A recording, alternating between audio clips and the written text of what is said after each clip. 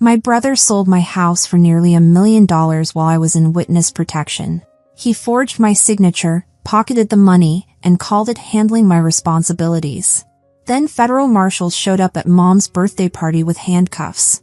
But I'm getting ahead of myself. Let me take you back to where it all fell apart. 70 candles. That's what was on Mom's cake that day. 70 small flames dancing in the afternoon light of her living room, while my brother Wesley and his wife Courtney posed for photos, all smiles and easy laughter. I stood off to the side, glass of sparkling cider in hand, watching from that familiar place I'd occupied for 3 years, the periphery of my own family. "Elise, get in the photo," Aunt Pamela called out, but her voice carried that half-hearted tone I'd grown to recognize. The tone that said the words without meaning them. Nobody moved to make space for me. Nobody turned to pull me in. "I'm good here," I said quietly. And I was. Or at least, that's what I told myself. 3 years. That's how long I'd been the family failure in their eyes. The one who ran away. The one who abandoned her responsibilities, her life, her family, for what? Some mysterious new existence they couldn't understand and I couldn't explain. They didn't know the truth. They couldn't know the truth. Because the truth was classified. 3 years earlier, I'd been a senior accountant at Whitfield & Company, a mid-sized firm in Philadelphia. Good job. Steady career.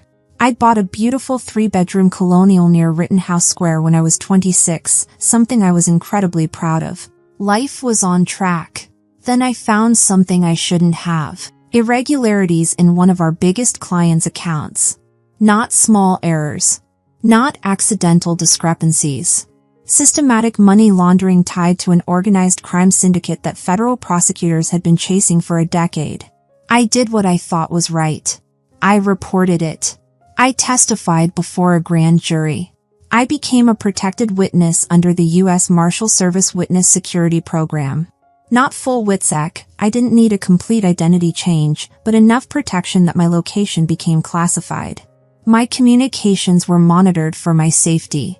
And my assets, including that house I'd worked so hard to buy, were placed under federal protection. That house was worth $900,000 now, nearly triple what I'd paid. The Philadelphia market had exploded. But I couldn't sell it. Couldn't live in it. Couldn't even visit without U.S. Marshal approval and escort. It just sat there, empty, maintained by a federal property management service. Part of my protected assets until the trial concluded and the organization was dismantled. My family knew none of this. To them, I'd had some kind of breakdown. Run away from my problems.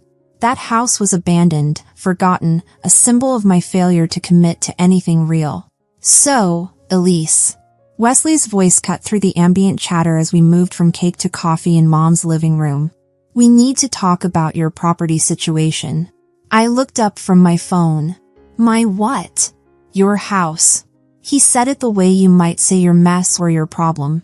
"The one you abandoned 3 years ago. The one that's just sitting there empty while you're off doing whatever it is you do."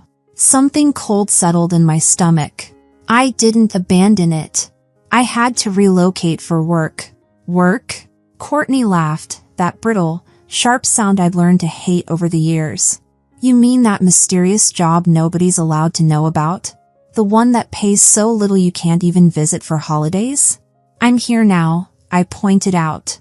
After missing 3 Christmases, 2 Thanksgivings, and Mom's last birthday, Wesley shot back.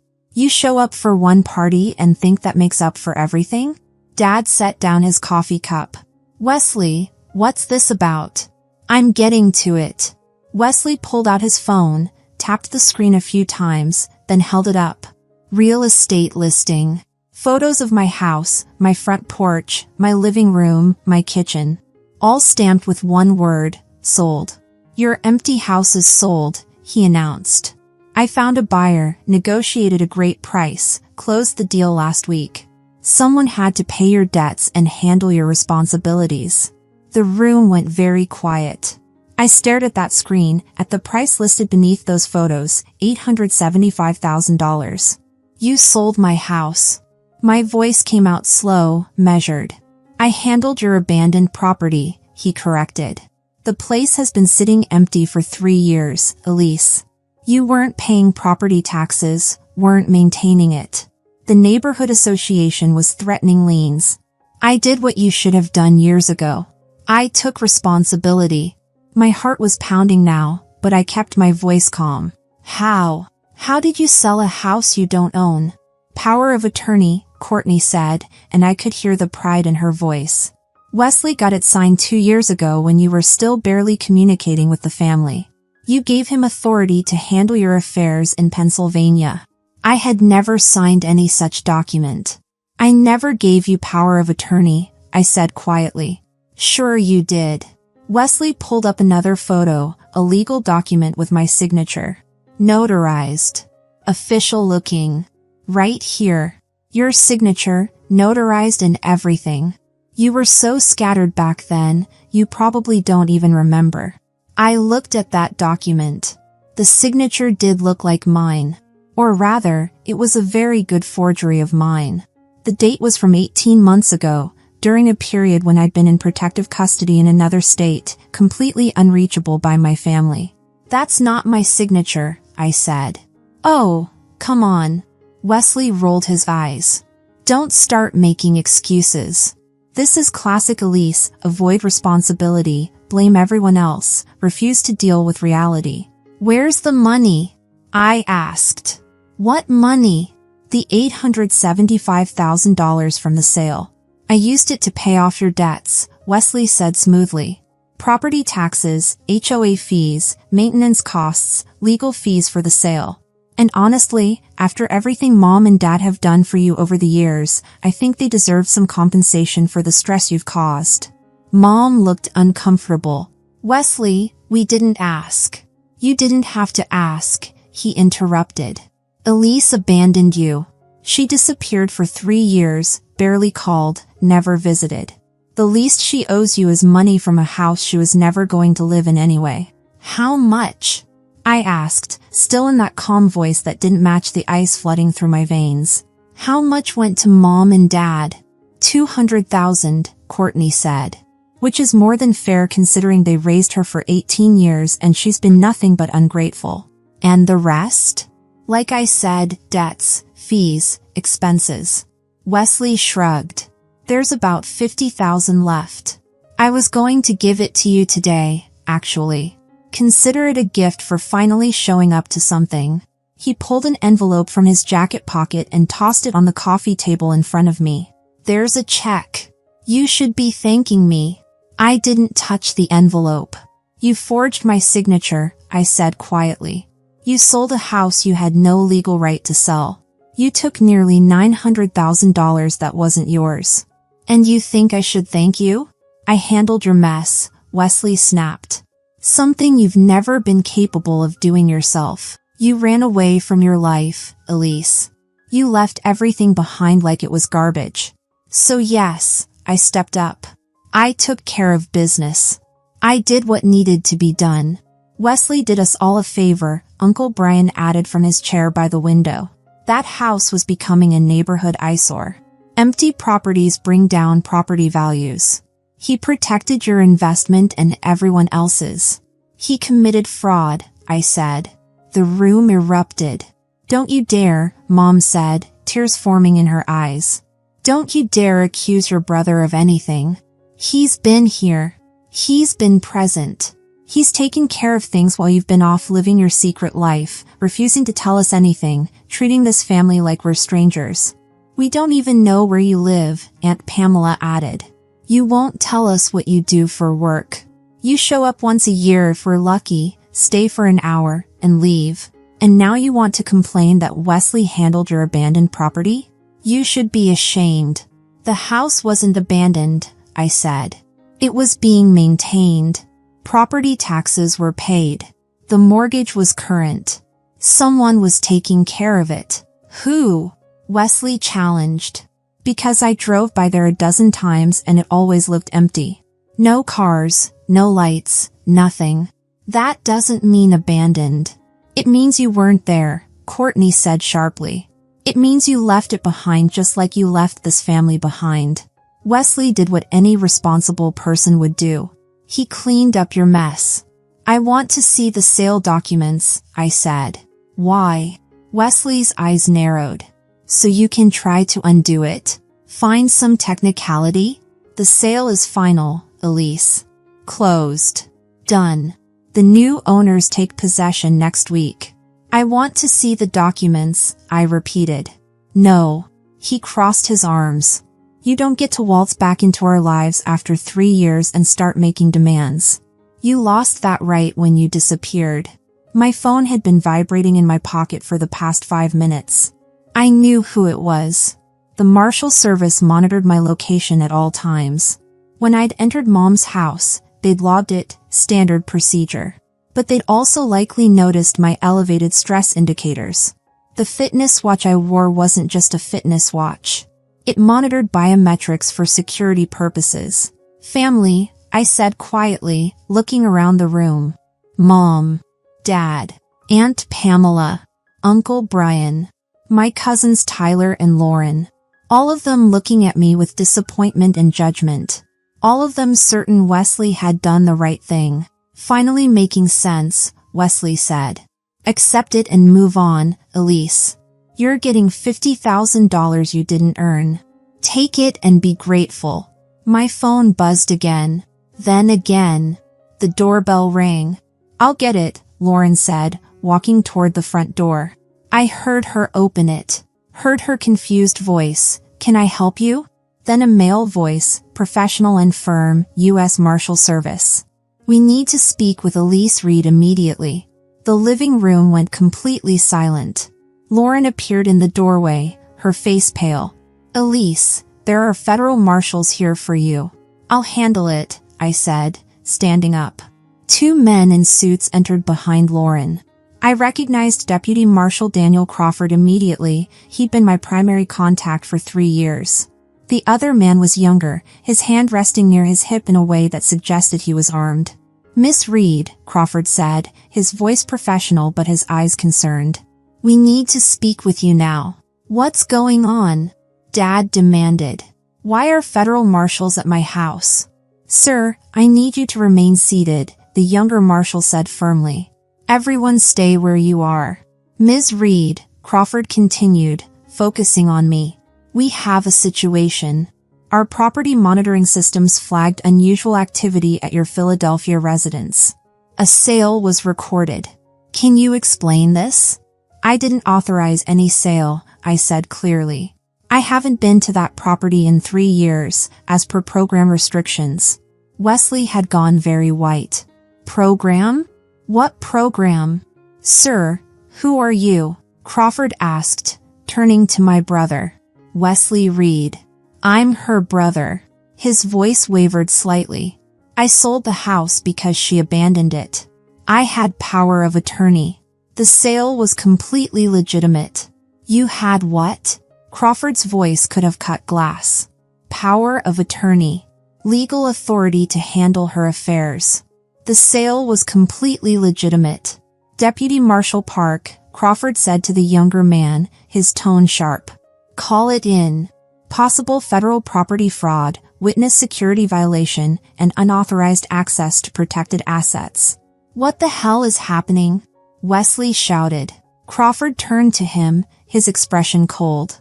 Mr. Reed, the property you sold is a federally protected asset under the Witness Security Program.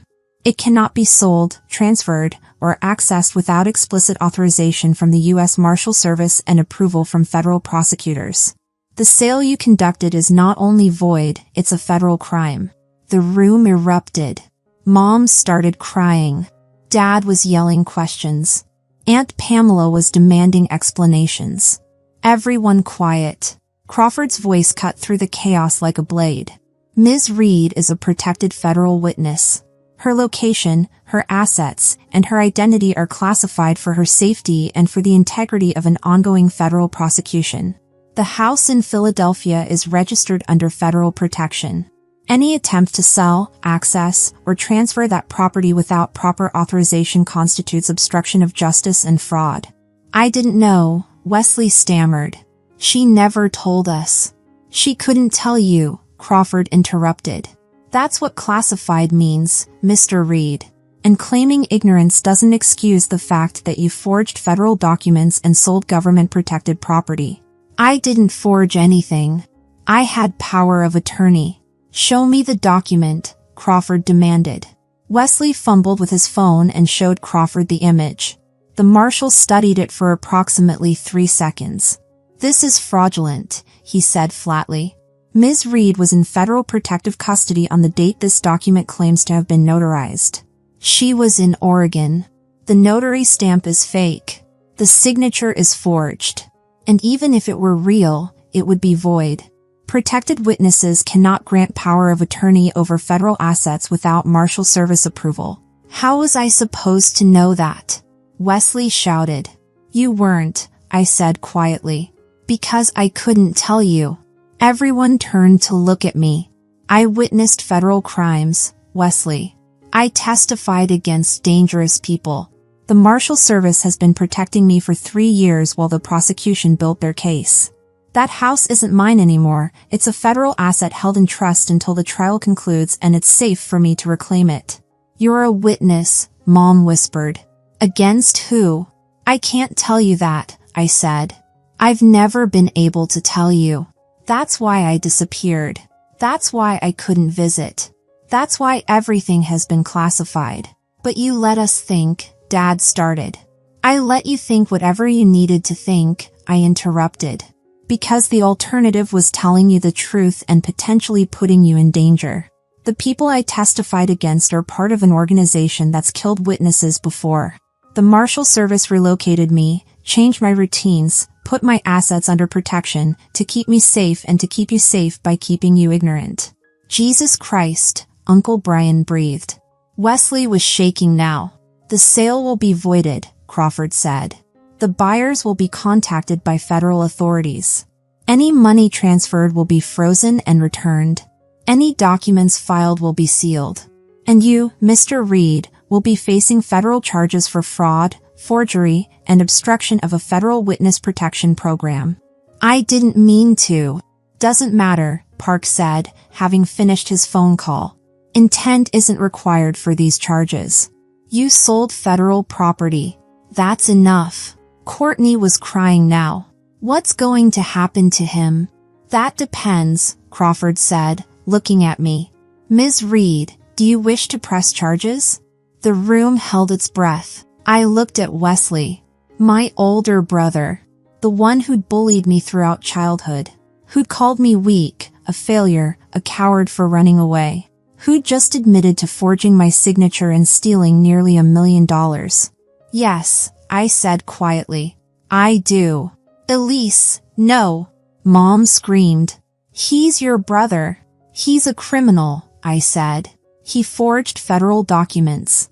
He committed fraud. He sold property that was under federal protection, potentially compromising an active witness security case. If the people I'm testifying against found out about the sale, if they tried to trace the property records, they could have found me. Wesley didn't just steal money, he potentially endangered my life. I didn't know, Wesley whispered. You didn't care, I corrected. You saw an opportunity to take what you thought was mine, and you took it.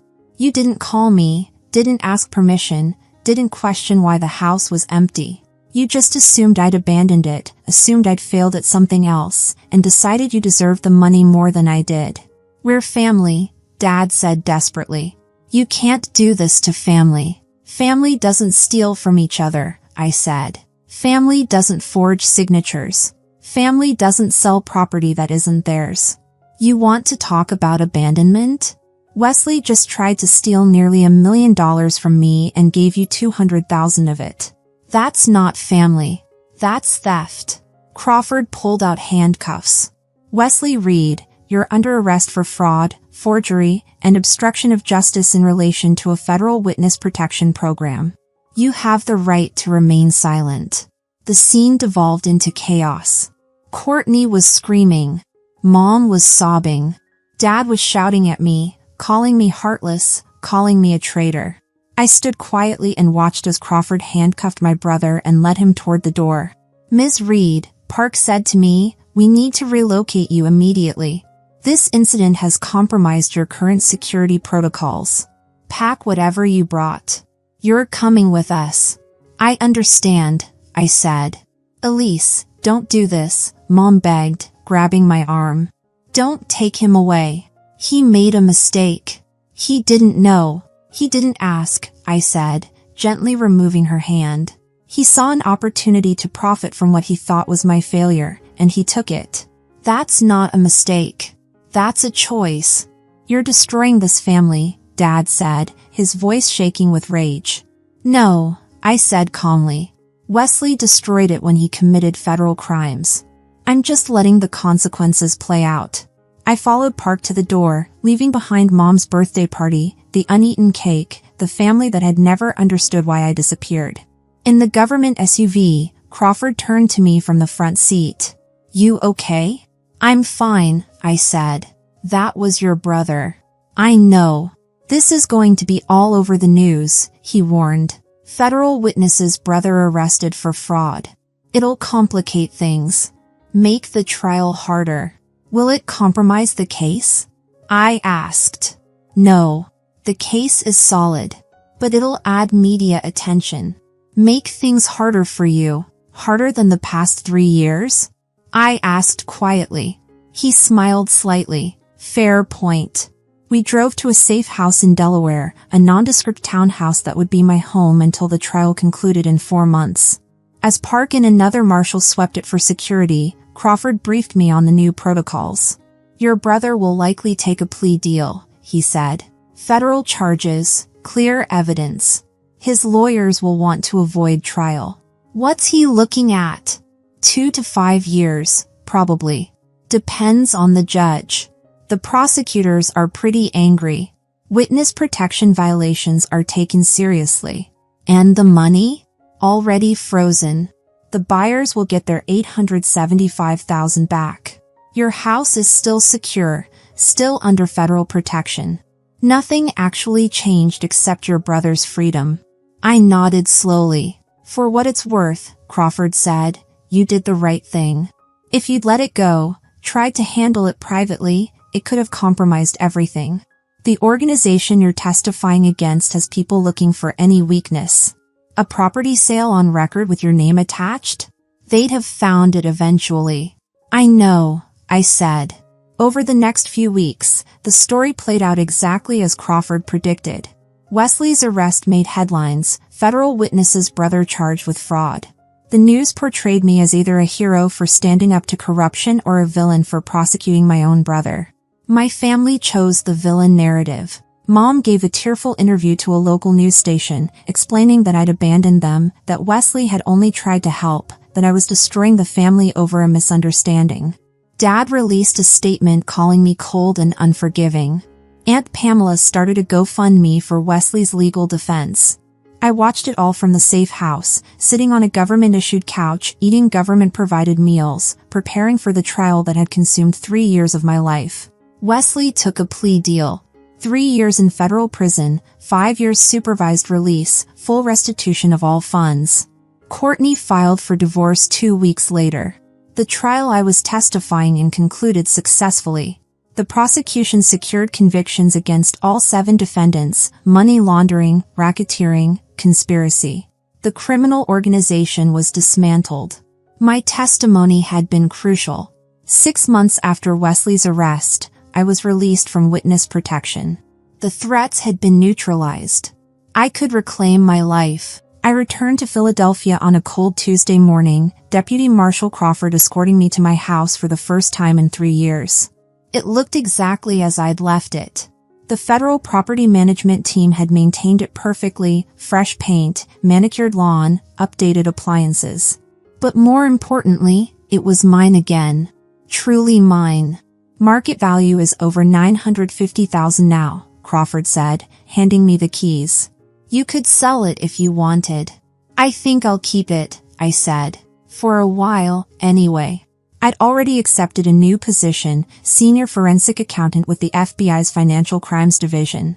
The work I'd done uncovering the money laundering had impressed the right people. My salary would be $156,000 annually, with federal benefits and security clearance. The job started in 3 weeks. I spent the first week back just existing in my house, remembering what it felt like to have a home, a place that was mine, that I could stay in without looking over my shoulder. My family reached out exactly once.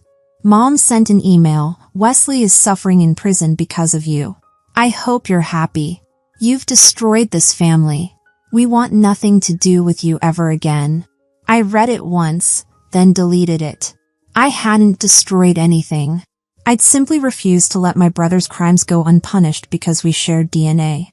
I'd chosen justice over family loyalty, integrity over convenience. The decision had cost me my family's approval, but I still had my house, my career, my freedom, my integrity. And honestly, that was worth more than their approval had ever been. 3 months later, I was sitting in my home office reviewing case files when my doorbell rang. I checked the security camera, a feature I'd added immediately upon returning, and saw a woman I didn't recognize. Mid-40s, professional clothing, nervous expression. I opened the door cautiously. "Can I help you? Ms. Reed? Elise Reed?" "Yes. I'm Catherine Sinclair. I'm an attorney representing your brother, Wesley." I started to close the door. "Wait, please." She held up her hands. "I'm not here to harass you or ask you to drop charges. Wesley asked me to deliver something." She pulled an envelope from her briefcase. "What is it?" "A letter. He's been in prison for 6 months now. He's had a lot of time to think. He asked me to give this to you." I took the envelope but didn't open it. "Anything else?" "He's genuinely sorry," Catherine said quietly. "For what it's worth, he understands what he did was wrong. Not just legally wrong, morally wrong. He stole from you. He betrayed your trust. He put your safety at risk. He knows that now." "Good for him," I said. "He doesn't expect forgiveness. He just wanted you to know." After she left, I sat at my kitchen table and stared at the envelope for 20 minutes before opening it. The letter was handwritten, 4 pages long. "I don't expect you to read this. I don't expect you to care. But Catherine said she'd try to deliver it, so I'm writing anyway. You were right about everything. I sold your house because I could. Because I wanted the money. Because I'd convinced myself you didn't deserve it, that you'd abandoned it, that you'd abandoned us. I told myself I was being responsible, cleaning up your mess, doing what needed to be done. But the truth is simpler and uglier. I was jealous. You bought that house when you were 26 years old. I was 29 and still renting. You had a successful career, a beautiful home, your whole life figured out. And I resented it. When you disappeared 3 years ago, when you stopped coming to family events and wouldn't explain why, I was almost happy. Finally, Elise had failed at something. Finally, the perfect little sister had screwed up. I never considered that you might have a good reason for disappearing. I never thought maybe you were in trouble, maybe you needed help, maybe something serious was happening. I just saw an opportunity. The house was empty. You weren't there. And I knew where you kept your important documents from when I'd helped you move in years ago. I knew your signature. I knew how to forge it. I told myself I was helping, but I was stealing from my own sister. I didn't know about witness protection. I didn't know about the federal investigation. But even if I had known, I'm not sure I would have acted differently. I was that far gone in my resentment. Prison has given me a lot of time to think about who I've become. About the person I was to you growing up. The bullying, the dismissal, the constant criticism. I was the older brother. I should have protected you. Instead, I tore you down every chance I got. You deserved better. You deserved a brother who celebrated your success instead of resenting it. Who trusted you instead of assuming the worst. Who asked questions instead of making judgments. I'm not asking for forgiveness. I don't deserve it. I'm not asking you to drop charges or show mercy. You did the right thing, and I respect that even though it's costing me 3 years of my life. I just wanted you to know that I understand now. I understand what I did. I understand what I've always done to you. And I'm sorry. I'm sorry for selling your house. I'm sorry for forging your signature. I'm sorry for stealing your money. I'm sorry for putting your safety at risk. But mostly, I'm sorry for being a terrible brother for 32 years. You're going to do great things, Elise. You already have. I hope someday I'll be able to read about your success without feeling jealous. I hope someday I'll have become the kind of person who can be proud of you instead of resentful. I've got 3 years in here to work on it. I hope you have a good life. You've earned it. Wesley. I read the letter twice, then set it down on the kitchen table. It was a good apology. Honest. Specific. Taking full responsibility without making excuses. It didn't change anything. Wesley would serve his sentence. He'd be released in 2.5 years with good behavior. He'd rebuild his life somehow, and I'd continue with mine. Maybe someday, years from now, we'd have a relationship again. Maybe the prison time would genuinely change him. Maybe he'd become the brother he should have been all along. Or maybe not. Either way, I'd be fine. I folded the letter carefully and put it in a drawer in my home office. Not thrown away, but not displayed either. Just filed. Part of the record. Part of the story. Then I went back to my case files, back to the work of tracking financial crimes and building cases against people who thought they could steal without consequences. It was good work. Important work. And I was very, very good at it. 3 years later, Wesley was released from federal prison. I heard about it through Aunt Pamela's Facebook post, "Welcome home, Wesley. We missed you." He never contacted me directly. Mom and Dad retired to Florida. I sent them a card when they moved but received no response. My career flourished. I was promoted to Assistant Special Agent in charge of the FBI's Financial Crimes Division. I led investigations that recovered hundreds of millions in stolen assets. I became an expert witness, testifying in federal cases across the country.